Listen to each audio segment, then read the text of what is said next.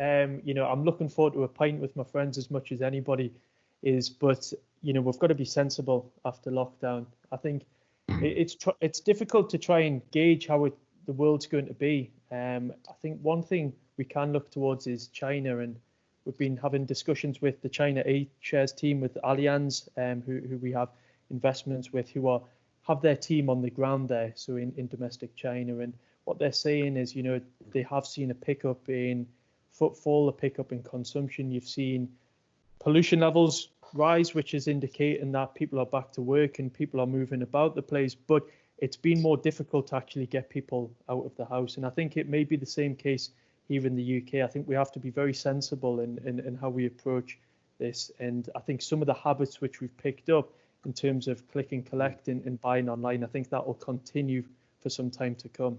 Yeah. And Diane, any thoughts on that?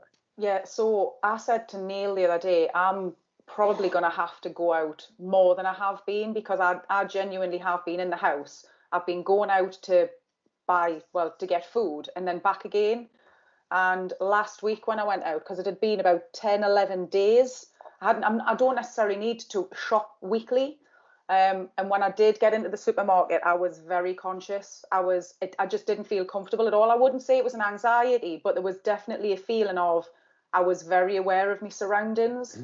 So I think for me, when this is lifted, I'll play it by day or week to see what's actually being said in the press, what's coming out of all of the scientific findings, before I'll be inclined to go and sit in a restaurant or sit in a bar again.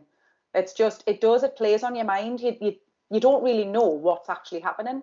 Well, I think look, psychologically, this is, you know, for most of us on the call, I think it's a wee bit longer for you, David. This is 6 weeks we've had now in lockdown, you know, which is, you know, you're coming up to like a large chunk of the year we won't have technically been allowed out properly. So I think it does have an impact. And if you go for that same study we were talking about before, there's 40% of people said they'd be reluctant to go back to supermarkets in the next couple of weeks, and about 40% as well be reluctant, say, to send their children back to school as well at the time being, which is, so I think it is having this impact, this kind of, you know, dwell on there. I think, pretty selfishly speaking for me, I'd be happy enough with the status quo in terms of shopping, getting things delivered and what have you. I'd probably just like to see my family a bit more, you know, like see, you know, mums and dads and let them see grandchildren and what have you, because that's a harder thing, I think, you know. Not going to shops or not going to a restaurant, so what? I think, you know, that'll catch up, you know. We'll get back to that normalcy at some stage or not, but I think just being isolated and not being able to see your family, and yes, as we know, we can do like calls like this and we see everybody on videos, but it's not quite the same.